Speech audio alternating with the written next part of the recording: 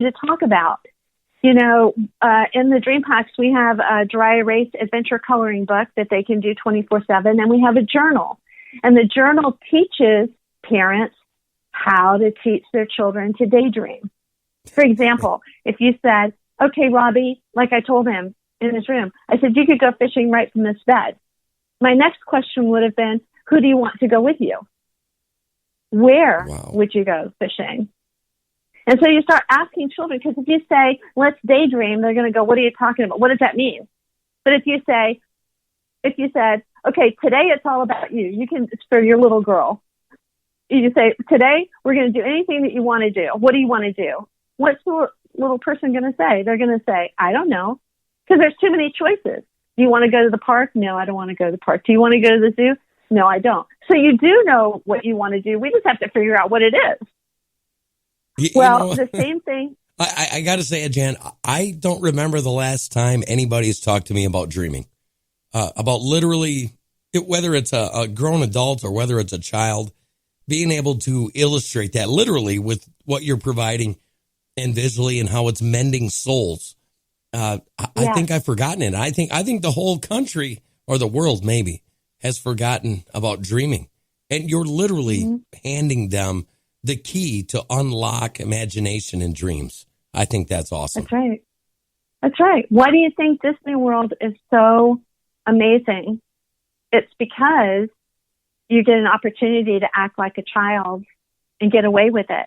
And I told a mom that. I went to a children's hospital. They called me and said, this little girl is only going to be here tonight because she's getting her chemo, and she'll be gone in the morning. So could you please deliver a dream pack? This was early on in our early years.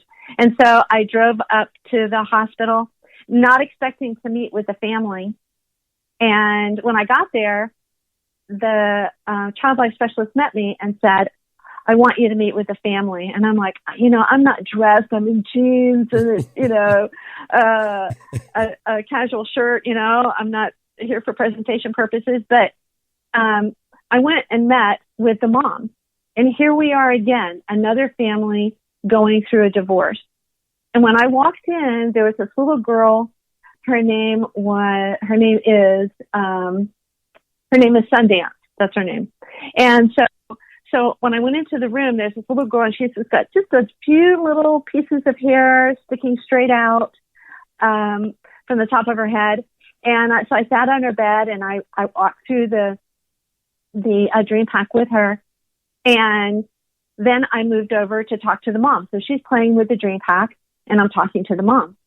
And I'm asking, I'm letting the mom know that we have a journal where she can encourage her child to daydream. And she goes, I don't daydream with my child. And I don't read with inflections, because we have some inflections in bold, where you can get excited about the questions that you're asking. And she goes, I don't do that. And I was like, well, but this is an opportunity for you to act like a child and actually get away with it. Kind of like when you go to Disney World. That's why I brought up that idea. But let me tell you what the little girl did. The nurse came in and gave her cherry flavored chemo and walked out of the room. And I'm still talking to the mom, and Sundance puts her hands up in the air and she goes, shh, everybody. She puts her finger to her lips and she goes, shh, everybody, be quiet. And I thought it was because of the chemo that she had just gotten, that it wasn't making her feel good. Right. And so I turned to her and I said, are you okay? And again, she goes, shh, everybody, be quiet. I'm dreaming. That is and I went, awesome. oh, okay. So it wasn't because the mom taught her. It was because she had a tool that inspired her to think beyond where she was. And it comes in a backpack. So I called the hospital the next day to see how Sundance was doing. And they said, look, she has put on her backpack with her ID pole, walking up and down the hallways telling people about her dreams. That's awesome. I got a real smile. My heart's kind of like jumping back and forth. We have a question from one of the fans on here, Audrey, part of the Unleashed family. She wants to know, Jan, how have COVID restrictions affected providing dream packs to kids in the hospital? That's a very good question. It depends on the hospital. Just like different states have different regulations, different hospitals have different regulations. And it was that was such a great question. It's been such a joy because of the relationship that we've had with these hospitals over the years. For those that have known us the longest, they know the protocol that I go through to make sure that it's the dream packs are a clear PVC backpack, and they're sterile enough for children who are having stem cell transplants to have, which we came to find out. So for these hospitals, they're like, bring it on. We don't want you to stop delivering dream packs. But for those in other states and have different protocols, they're like, not yet. And so we're like, okay. So it's kind of like a waiting game. So we're still, it is kind of a waiting game, but we haven't stopped. We're continuing to deliver dream packs, and they're fine with it because they know that, like I said, we have a particular protocol. We make sure they're as sterile as possible, and they trust us. That's the thing, trust. So, if you want to donate, folks, you can go to dreamforlife.org. You can donate. I believe I saw something on there. It costs $40 per pack to put these out to the hospitals. Am I right about that? It does. It does. That's strict. That's our cost because we don't believe. Well, from the very get-go, we did not want to sell the dream packs. We didn't want to put them in Barnes and Nobles. We will only deliver them to the Children's Hospital at no cost to them or to their patients because everybody's so strapped. Right. And so we look to the communities to help support what it is that we do.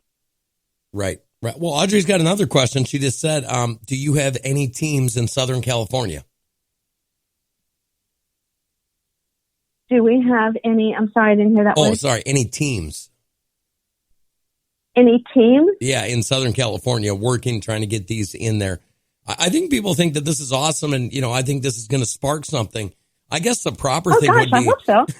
if you could be an ambassador for dreamforlife.org, how would you do it? Oh my goodness. Well, here's why we're so happy that you invited us to participate in this podcast is because what we're doing is so much behind the scenes.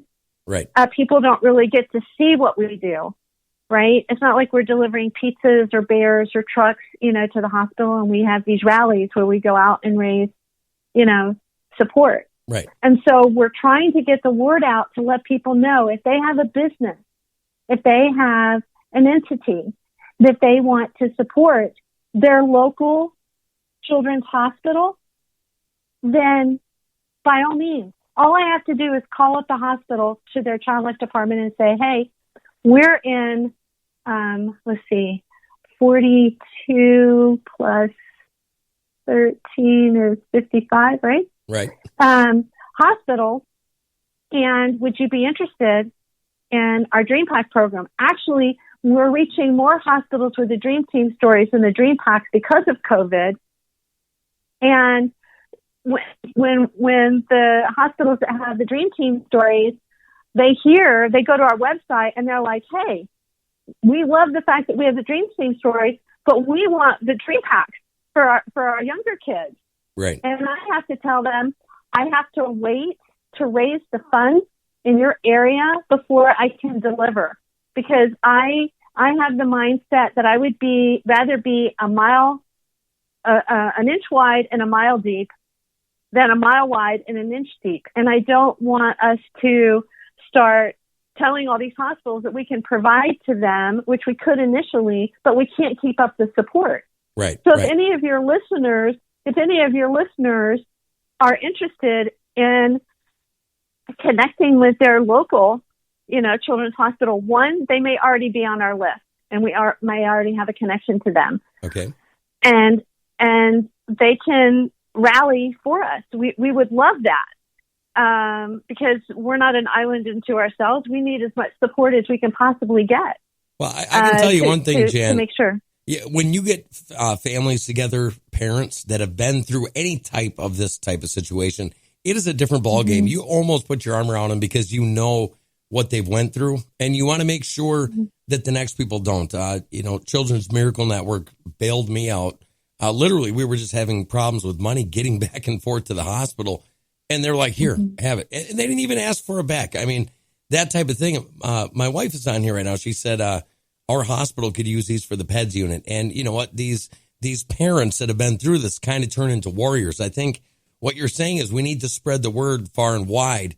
Maybe we do drives, maybe we do like a Toys for Tots, things like that. Get creative, but be a wonderful ambassador. I don't know. That's just my 2 cents.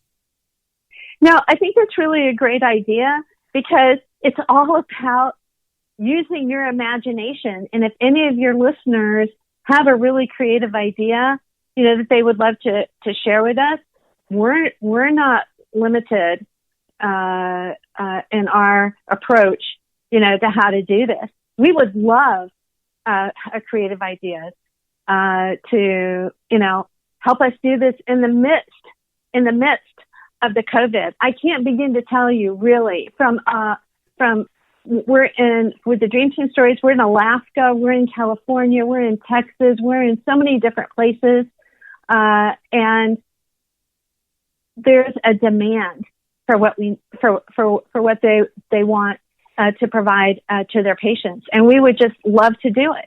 It's just a matter of the finances, right? Well, Jan, to accomplish that goal. The great thing about Unleash Jeremy Hanson is this goes globally. There's some very, very, very. I'm just going to leave it at this, influential people that listen to this. So I'm sure that there's going to be some connections made and things that'll be able to be done. One of the questions that I wrote down that I was going to ask you, it may be a moot point now, was what gives you the passion to go over and above?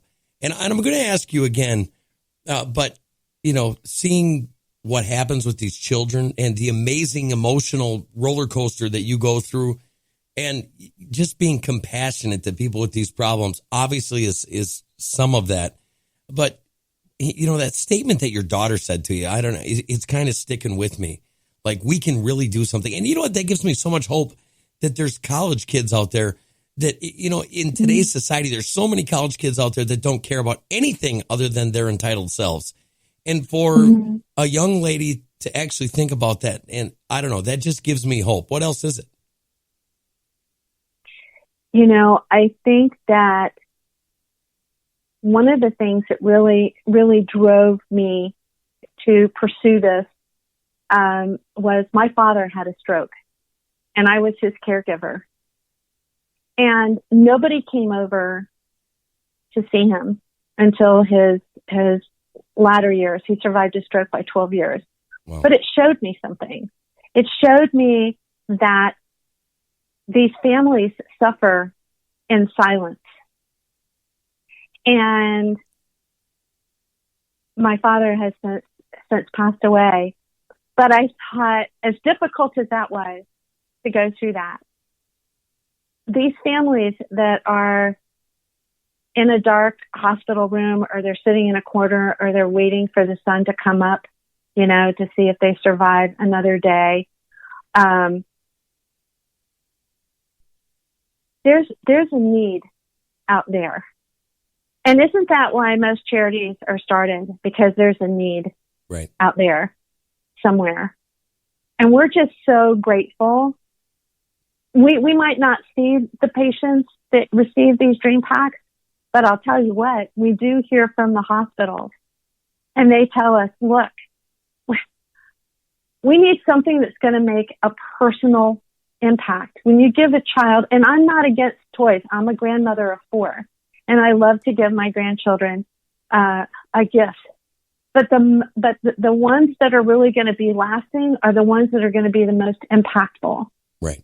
That have a heart, behind them that's going to carry them on. And so we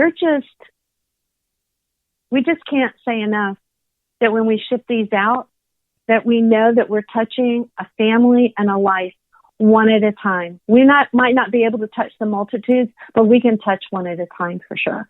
Well, I couldn't have said it better myself.